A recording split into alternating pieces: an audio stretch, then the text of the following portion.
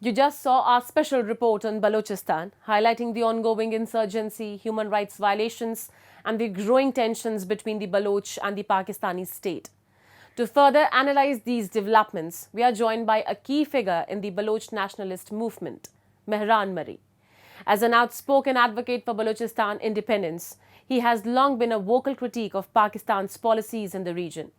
His insights are crucial in understanding the ongoing insurgency, the human rights situation, and the geopolitical challenges surrounding Balochistan.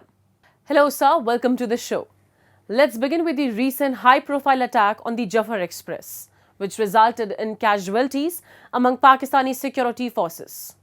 The Balochistan Liberation Army has claimed responsibility. What message do you think this attack conveys? I think this is not an isolated attack.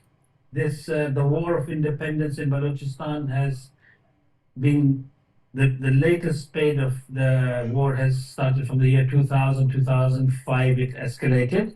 This is just a sequence of events. It has escalated in the recent past because the Pakistani army has escalated its atrocities in Balochistan. As you can see, the last 2 months, over 60 Baloch youth from Punjab universities, Sindh universities, and in other areas of Pakistan were abducted, forcibly disappeared.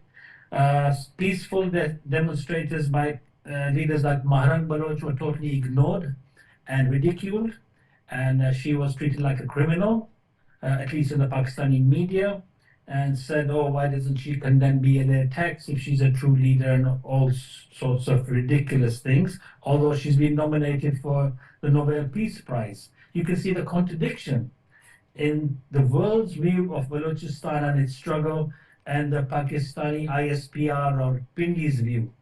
So obviously the world can't be wrong. It is Pindi's little fake bubble that it lives in, or its perceptive or its own perception of the reality. The capability of Baloch armed groups to strike deep inside Pakistan raises significant questions. Do you believe that armed struggle is the only way forward for Balochistan's freedom, or is there any room for dialogue with the Pakistani state? If Pakistan was a genuine state or a genuine nation, then there would have been space for negotiations and some kind of an adjustment or to deal with this crisis. There's a Pakistani journalist called Mansoor Ali Khan. He solely works for the ISPR Pakistani military establishment, and his statistics in his report day before yesterday was 57 attacks by Baloch fighters on the Pakistani army, where we've not seen the statistics anywhere else. It's his words, 57 attacks, and only 12 injured and 6 maybe dead. So you can see a contradiction in their own statistics and their own stories on their media. There is a big increase and big spate of big escalation is the correct word in the Baloch freedom struggle, and I think this time it will come to some kind of conclusion. Come to the point of negotiations. The Pakistanis have never negotiated, and I don't think they will negotiate. They're too bullheaded and they're too stubborn. I think in Bangladesh it was obvious they'd never negotiated. They put down their arms and dropped their pants in front of General Arora of Indian Army, but they did not negotiate. So they are stubborn, bullheaded people. No, unfortunately, this would have to come to a very ugly conclusion, like in Bangladesh, and let's hope it comes sooner rather than later. In recent years, the BLA has carried out sophisticated attacks, including those targeting Chinese nationals and infrastructure projects.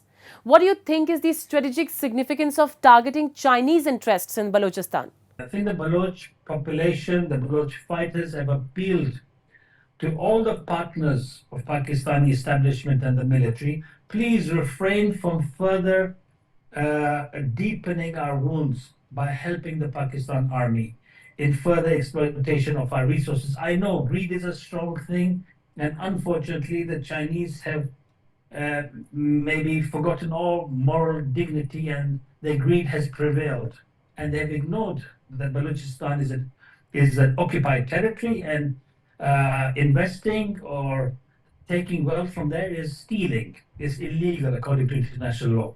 But Pakistan and maybe the generals on both sides are making money. I don't know how the intricate details are. But if you're going to be our enemy's friend, then automatically you are our enemy. I think that's the nature of the game.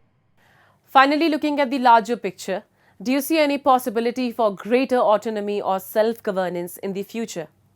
Absolutely. I think the Baloch have been on a pedestal compared to the Pakistani establishment. They've always held a higher moral ground.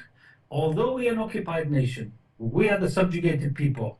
Our leadership from the 60s, 70s has always said, like the Europeans have become the European Union, we always said, let's try to make it work. Fine, whatever happened, happened. They said, no point crying over spilled milk. Pakistan, Punjab made a mistake. Now let's make a United States of Pakistan. Let's all be equal shareholders in this. But they never accepted this. They always wanted to be the hakim and us the slaves. For 50 years, my father from day one never said about the independence of Balochistan. He said equal rights. Let's be equal citizens in this multicultural, multifaceted country called Pakistan. But they never accepted that. Now, unfortunately, I think the general public or the Baloch nation will not accept or will not believe, because at every step of the way, we have been cheated, lied to, and we've been treated inferior. So I think there's too much bad blood. There's too much water under the bridge. I don't think that we will accept anything less than independence.